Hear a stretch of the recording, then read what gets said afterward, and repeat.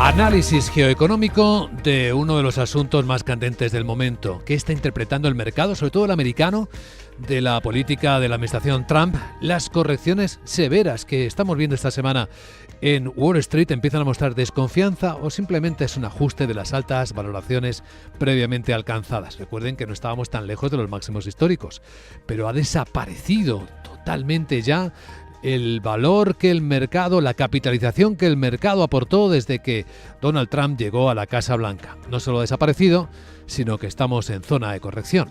Claro, ¿qué piensan los expertos? Tomando un poco de perspectiva de todo esto. ¿Es un castigo de los mercados? ¿Es una situación de incertidumbre que puede incluir el riesgo de recesión en los Estados Unidos, lo que se asoma a los mercados? Nos acompaña una persona que es referente en el análisis. Es Pablo Gil, economista y formador en mercados financieros. ¿Cómo estás, Pablo? Muy buenos días. Hola Luis Vicente, ¿cómo estás? Encantado. De todas estas aproximaciones a lo que está ocurriendo en los mercados, ¿cuál es la que a ti te parece más real, más verificable, más verídica? Yo creo que va a estar en la mano de Donald Trump.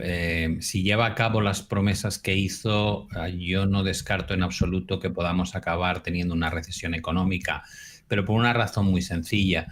Estados Unidos ha estado sacando pecho durante 4 años como si tuviese un modelo económico por encima del resto, pero cuando luego indagas realmente qué hay detrás de esos datos de crecimiento tan fuertes de los últimos años, lo que te encuentras es un gasto público completamente desorbitado. Han estado con déficits superiores al 6% mientras tenían tasas de crecimiento que superaban el 3%, lo cual es inaudito porque esos déficits, para que te hagas una idea, solamente los habíamos visto antes en momentos de grandes crisis como la que hubo en 2008. Por tanto, si ahora Trump decide recortar drásticamente el gasto público mientras lleva a cabo una limpieza a través del departamento DOGE en la administración estadounidense, pues el efecto que va a tener sobre la tasa de crecimiento en términos de PIB creo que va a ser brutal y el mercado no está preparado para eso. Anoche escuchamos con atención a algunos líderes de Wall Street en un encuentro que transmitió en parte la CNBC. No sé si tuviste oportunidad y si no vamos a escuchar juntos a Ray Dalio, el fundador de Bridgewater, una de las figuras de referencia en Wall Street, hablar precisamente de esa cuestión de fondo, el déficit y la deuda necesaria para financiar ese déficit. Lo que decía Dalio es esto. I think the first thing is the debt issue. We have a very severe supply-demand problem. So we think there's debt, and some people think, oh, we'll handle it because we've handled it so far. I don't think they understand the mechanics of debt. Para él lo primero es el problema de la deuda. Tenemos un problema, decía claramente, de oferta y de demanda muy grave. Creo que mucha gente, cito a Dalio, considera que esto se puede manejar, pero también creo que la mayoría de la gente no comprende el funcionamiento de la deuda y llegó a plantear que Estados Unidos necesita emitir mucha deuda para seguir financiando ese déficit y probablemente el mundo no quiera ahora comprarla. Y esto le llevará a la administración de Estados Unidos a un desarrollo impactante de su política fiscal. ¿Qué te parece, Pablo? Bueno, para mí Ray Dalio es un referente, siempre me ha gustado muchísimo. De hecho, recomiendo su último libro sobre el cambio del orden mundial, que creo que es brillante y que vaticina el final del imperio estadounidense como lo conocemos. La verdad es que el problema de la deuda en Estados Unidos ha adquirido tal dimensión que ya prácticamente la partida de pago de intereses sobre la deuda que ha acumulado es la segunda partida más grande de todo el presupuesto de Estados Unidos y va a seguir creciendo. Para que te hagas una idea, en 2025 se estima que van a vencer más de 9.000 millones de deuda que en su momento se emitieron cuando los tipos estaban al 0% y ahora va a haber que financiarla con tipos que superan el 4%. Toda esta montaña de renovaciones de deuda lo que va a generar es un incremento de la presión fiscal enorme y los grandes tenedores de deuda o los grandes financiadores de Estados Unidos a nivel externo, como eran China y Japón, especialmente China, han reducido a la mitad las tenencias de bonos estadounidenses, con lo cual efectivamente cuanta menos confianza haya en el modelo de Estados Unidos, más caro va a ser colocar esa deuda en los mercados. Y por tanto tienen un problema muy, muy serio, tal y como indicaba Elon Musk, que decía que si no reducían de forma drástica los gastos, el país estaría en quiebra. Sin ser tan alarmista, desde luego lo que sí tendrán es un problema enorme. Hay una lectura que estamos viendo en algunos medios que dicen los mercados castigan a Donald Trump con las caídas. Bueno, la realidad es bien lejana a eso, ¿no? Los mercados se protegen, ¿no?, cuando los escenarios se complican, que es lo que tenemos ahora. Bueno, digamos que había un sentimiento común y llevamos viviéndolo casi 15 años, ¿no? Siempre hemos hablado de la put entendida como la opción put, que es una opción financiera que te protege contra desplomes. Se hablaba la put de Greenspan, la put de Bernanke, la put de Yellen, la put de Powell, la put de Trump. Y siempre es un poco la sensación de...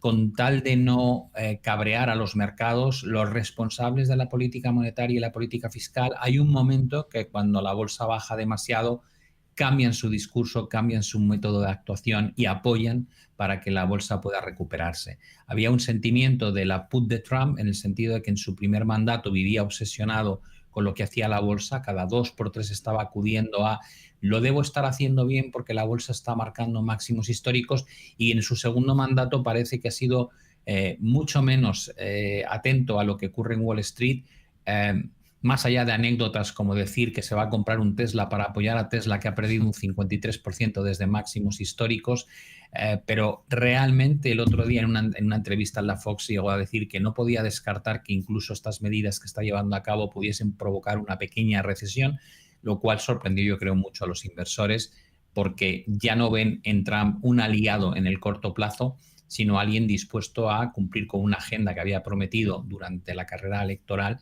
y que puede ser muy nociva en efectos de corto plazo para los inversores. Sin embargo, fíjate, Pablo, como el mercado, aquí tenemos que empezar a hablar de los mercados, ¿no? En el caso americano parece estar reaccionando con mayor inquietud que en el caso europeo. El famoso índice de miedo y confianza de CNN muestra cómo estamos en 16 puntos, en zona de miedo extremo. En Europa, sin embargo, el comportamiento es algo diferente. ¿Estamos asistiendo al nacimiento de una brecha entre ambos mercados? Yo creo que sí, pero no tanto por el sentimiento, sino por las declaraciones de intenciones que ha hecho la Unión Europea a lo largo de las últimas sesiones, ¿no? Hemos dicho que el modelo económico milagroso de Estados Unidos no es tan milagroso, está basado en gasto público. Si ahora Europa decide que durante 3-4 años va a conseguir sacar del sombrero de mago 800.000 millones y los va a volcar como gasto público con destino rearme en Europa, pues eso va a ser un chute de adrenalina al corazón de la economía europea. El PIB o Producto Interior Bruto, que es como medimos el crecimiento económico, es la suma de 4 factores: consumo más inversión más gasto público más comercio exterior. Bueno, pues si en gasto público metes 800.000 millones, ya sabes que el PIB va a lucir mucho más bonito de lo que lo ha hecho hasta ahora, y especialmente en Alemania, donde además pretenden en 10 años endeudarse en otros 500.000 millones para mejorar las infraestructuras. Es lo que ha hecho Estados Unidos durante 10-12 años. Por tanto, el mercado lo percibe en el corto plazo como un éxito. Mayor crecimiento económico, más nivel de inversión, tal y como lleva haciendo mucho tiempo Estados Unidos y China. Ahora, eso nos dejará en una situación mucho más débil a largo plazo, porque tendremos niveles de deuda y de déficit similares a los que tienen Estados Unidos y la otra gran potencia económica que es China. Más allá del análisis, Pablo, si rastreamos por dónde se está moviendo el dinero, dónde está refugiándose el que quiere estar en menor riesgo y dónde están las apuestas, ¿qué es lo que te llama la atención de este momento? Bueno, yo creo que los inversores estaban muy mal posicionados porque si te fijas en los movimientos que ha habido desde el mes previo a la victoria de Donald Trump, casi de forma unánime toda la industria abogaba por la bolsa americana.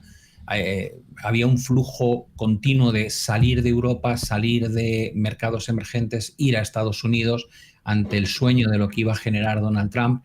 La realidad, como decías tú al principio, es que las bolsas estadounidenses han perdido la totalidad, incluso más de lo que habían subido desde que ganó Donald Trump las elecciones. Casos emblemáticos como Tesla han perdido un 53% de su valoración desde máximos del 16 de diciembre.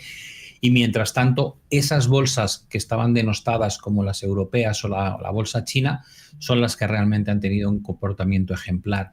Creo que está habiendo un rebalanceo muy grande a nivel internacional entre las apuestas en renta variable y luego, evidentemente, tienes la opción de buscar rendimientos mucho más bajos, pero bastante más seguros a través del mercado de renta fija, ¿no? En Estados Unidos tienes un montón de bonos que te están ofreciendo rentabilidades entre el 4 y el 5%, con un riesgo muy limitado si te vas a duraciones cortas, y creo que eso es una posibilidad que antes no teníamos. Por tanto, por mi lado, oro como defensivo dentro de lo que es entorno de incertidumbre extrema y riesgo ante una potencial caída en recesión de Estados Unidos, bolsa europea, si quieres tener un poquito más de apetito por el riesgo, y luego deuda pública que paga un tipo de interés interesante, es una cartera muy conservadora ante lo que pudiese ser un desenlace final feo. Una visión claramente expresada por Pablo Gil, economista y formador de mercados financieros. Gracias por acompañarnos, Pablo. Te deseamos un buen día. A ti, Luis Vicente.